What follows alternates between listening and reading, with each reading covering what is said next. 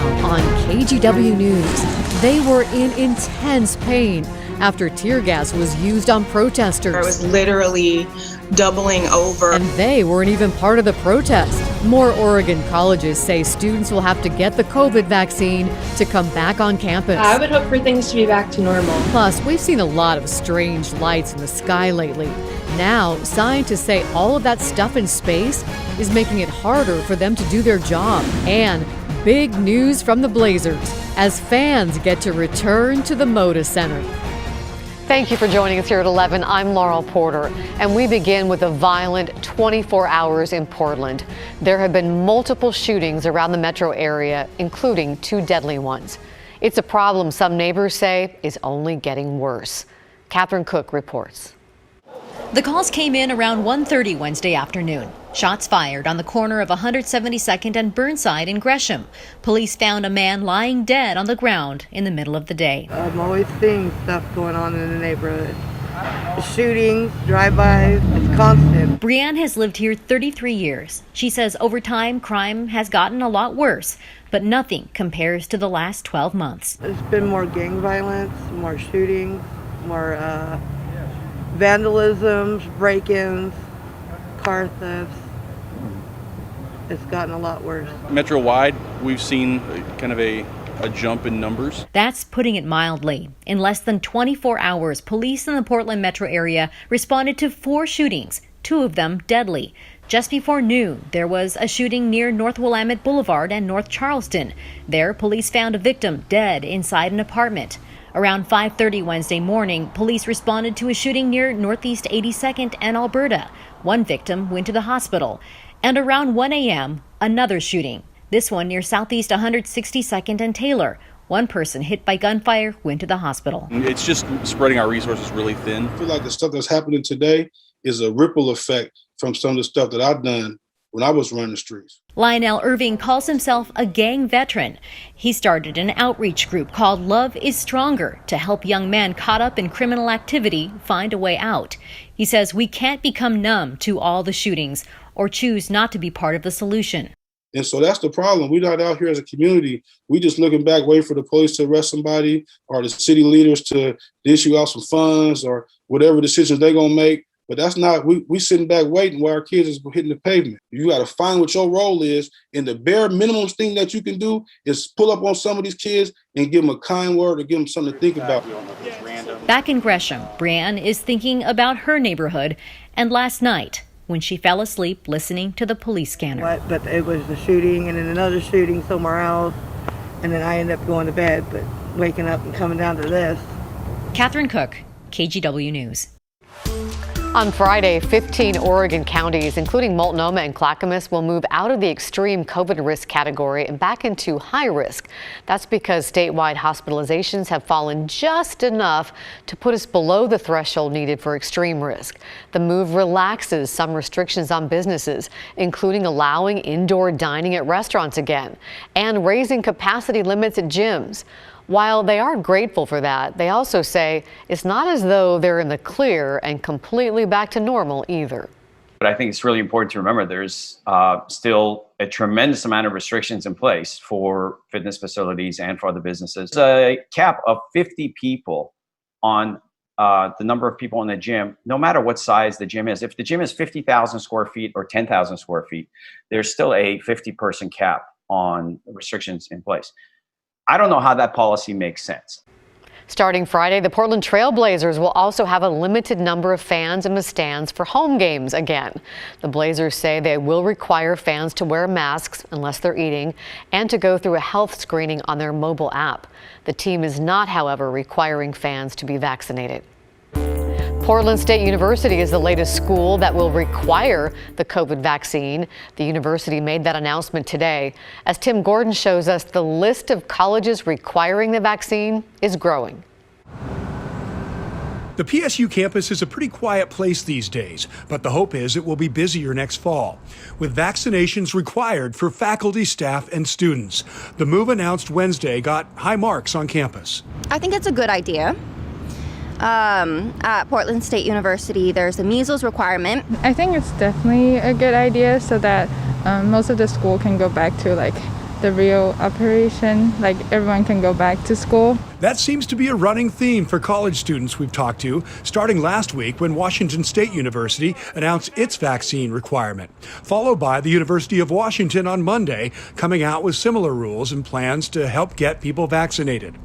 Then Tuesday, Oregon State University announced vaccinations would be required for those on campus for the fall 2021 semester, like incoming college student Sydney Tagg. But I'm really glad because I'm planning on living on campus, and so it's just gonna like be a lot less stressful when I am on campus doing like campus activities and like living with a roommate. And Delaney Meyer, a third-year Oregon State student, is all for the vaccination requirement as she looks to her senior year. I would hope for things to be back to normal. I'm an environmental sciences student and I want to be back in labs doing my hands-on courses, and I want to be in the stadium at football games, so I'm hoping for the best. As for the University of Oregon, the only news from there came last Saturday when some students gathered unmasked for a tailgate party for the spring football game. The university is considering its own vaccination requirement and released a statement saying in part, "We are engaging with employee and student groups as well as public health partners as we consider a path forward. We know this decision is important to the community and we expect to communicate something soon." Back at Portland State University, what will be the new normal? We're all asking ourselves the same thing. Public health professor Carlos Crespo isn't sure what next fall will look like, but all the remote learning has worn out its welcome. And we want to transition out of it. There's a lot of benefit that comes from faculty teaching in the classroom. I miss being in the classroom myself. But we want to do it in a safe way. And vaccination is another layer of protection that have proven to be very safe and effective. Tim Gordon, KGW News. The Southeast Portland pub was busy cleaning up today after a driver slammed into an area for outdoor seating. It happened about 2 o'clock this morning at U Brew and Unicorn Brewing. According to the owner, the driver told police she was looking down at her phone.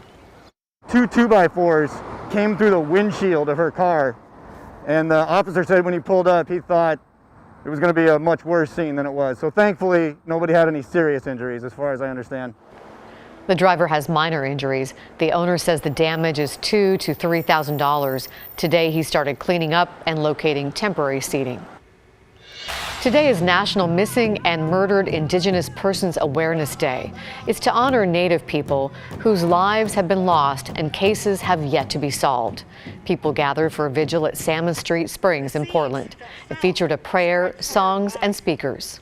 Because everything that our people faced, I shouldn't be here today, but I am. Because our people are resilient and strong.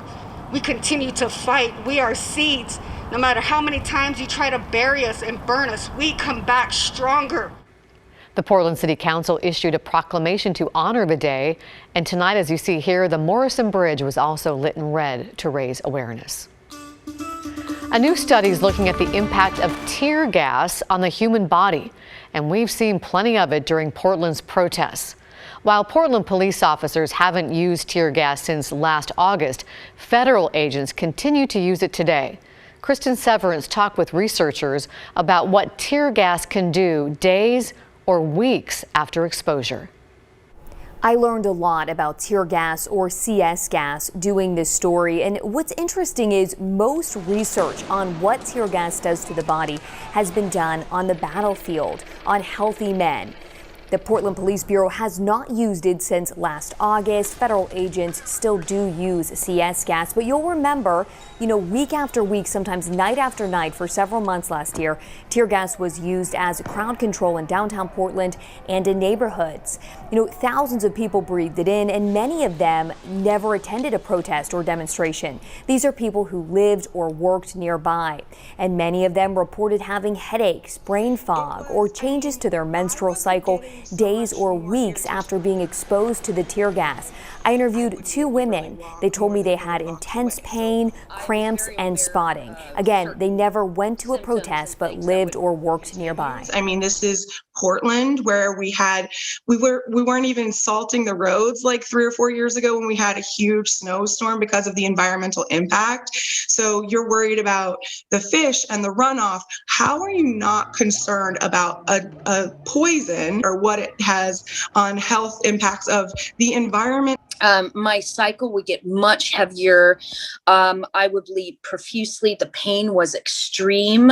And I would get really bad headaches, which was something I didn't really get before. Researchers at Kaiser Permanente Medical Center in Portland heard these same complaints and launched a study to better understand what tear gas can do to the body. They surveyed more than 2,200 people. 94% of them reported a health impact after being exposed to tear gas. They are really hoping that this study is really a call to action for the scientific community, so other hospital systems and other researchers can really look at what tear gas can do to a general population.